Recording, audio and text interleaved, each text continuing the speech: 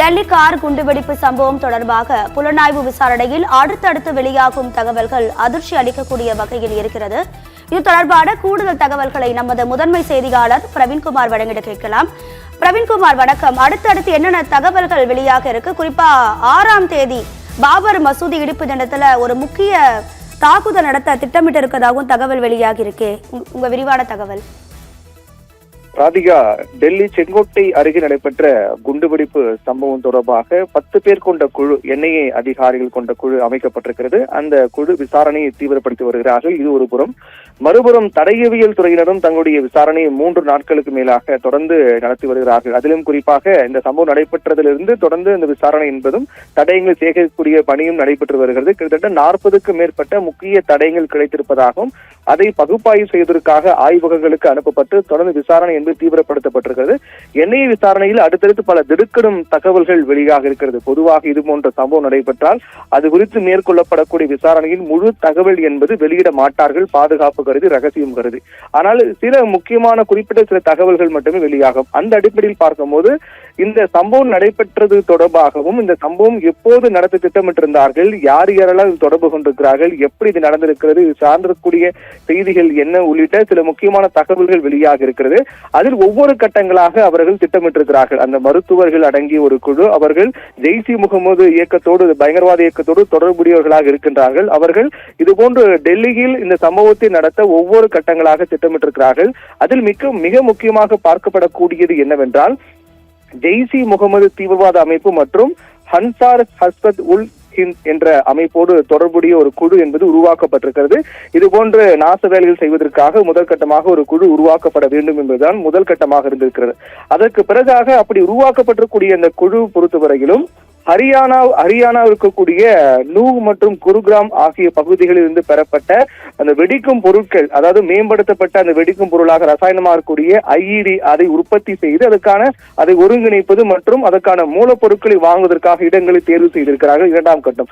அடுத்த கட்டமாக இது போன்ற சம்பவத்தை மேற்கொள்வதற்காக உளவு பார்க்கக்கூடிய பணி என்பது அடுத்த கட்டமாக மேற்கொள்ள திட்டமிட்டிருக்கிறார்கள். அதாவது எங்கெங்கெல்லாம் இந்த சம்பவத்தை நடத்த வேண்டும், எங்கெங்கெல்லாம் இது நடத்துவதற்கு ஏதுவாக இருக்கும், அங்க இருக்கக்கூடிய பாதுகாப்பு விதிமுறைகள் எப்படி இருக்கின்றது, அங்கே சர்வசாதாரணமாக செல்ல முடியுமா, எப்படி இதை கொண்டு செல்லலாம் உள்ளிட்ட பல்வேறு விடயங்கள் குறித்து அறிந்து கொள்வதற்காக உளவு பார்க்கக்கூடிய நடவடிக்கை என்பது 3ஆம் கட்டமாக அவர்கள் திட்டமிட்டிருக்கிறார்கள். அதாவது எந்த நேரத்தில் இதை வெடிக்க செய்ய வேண்டுமோ அந்த இடங்களுக்கு சென்று அங்க இருக்கக்கூடிய சாத்தியமான கூறுகள் குறித்து ஆராய்வதற்காக உளவு பார்க்க வேண்டும். உளவு பார்ப்பது அதற்கான 3ஆம் கட்டமாக இருக்கின்றது.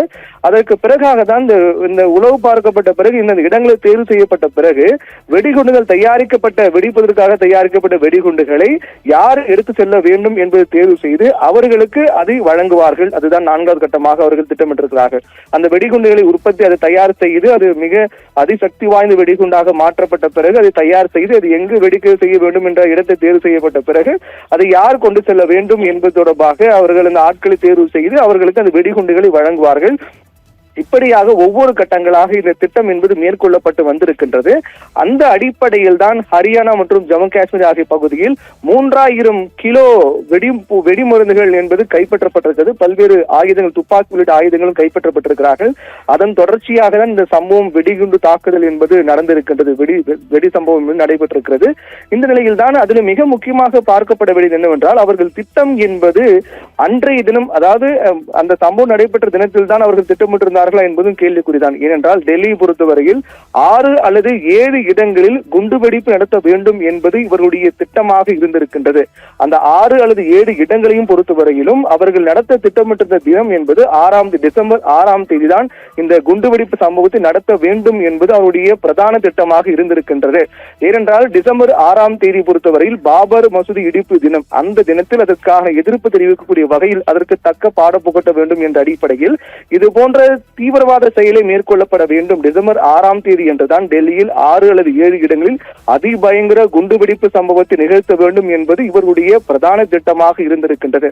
ஆனால் அப்படி என்றால் ஏன் முன்கூட்டி நடத்தினார்கள் என்ற கேள்வி வரும். அதற்கான காரணம் என்னவென்றால், ஏற்கனவே கூறியது போல ஹரியானா மற்றும் ஜம்மு காஷ்மீரில் தொடர்ந்து தேடுதல் வேட்டையின் போது கிட்டத்தட்ட 3000 கிலோ வெடிபொருட்கள் மற்றும் ஆயுதங்களை கைப்பற்றினார்கள். அதனால் அவருடைய திட்டம் என்பது முறியடிக்கப்பட்டதாக சொல்லப்பட்டது. அது அவர்களுக்கு மிகப்பெரிய தீவிரவாதிகளுக்கு மிகப்பெரிய ஒரு பின்னடைவாக பார்க்கப்பட்டது. அதனால் வேறு வழி இல்லாமல் இந்த சம்பவத்தை அவர் நிகழ்த்தி இருக்கலாம் என்றும் சொல்லப்படுகின்றது. அதே போன்று காரில் அவர் அந்த அமோனியம் நைட்ரேட் வெடிபொருட்கள் கொண்டு செல்லப்படும் போது அவர் எந்த இடத்தை குறிவைத்திருந்தார், அந்த இடத்தை நோக்கி அவர் செல்லும் போது இந்த சம்பவம் நடைபெற்றதா என்ற கோணத்திலும் போலீசார் விசாரித்து வருகிறார்கள்.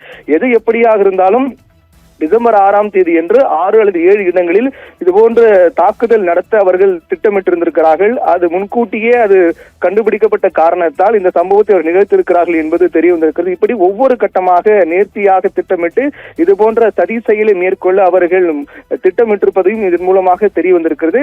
தொடர்ந்து எண்ணெய் விசாரணை என்பது மிக தீவிரமாக நடைபெற்றுக் கொண்டிருக்கிறது. மிக குறிப்பாக இது தொடர்பாக பல்வேறு இதை சார்ந்து இருக்கக்கூடியவர்கள் கைது படலும் விசாரணை என்பது மிக தீவிரமாக நடைபெற்றுக் கொண்டிருக்கிறது. இந்நிலையில் இந்த விசாரணையின் அடிப்படையில் தான் அடுத்தடுத்து பல திடுக்கிடும் தகவல்கள் வெளியாகி கொண்டிருக்கின்றது. இன்னும் நாட்கள் செல்ல செல்ல விசாரணை முடிவில் இன்னும் இது குறித்து முழுமையான தகவல் என்பது வெளியாகும் என எதிர்பார்க்கப்படுகிறது. ராதிகா.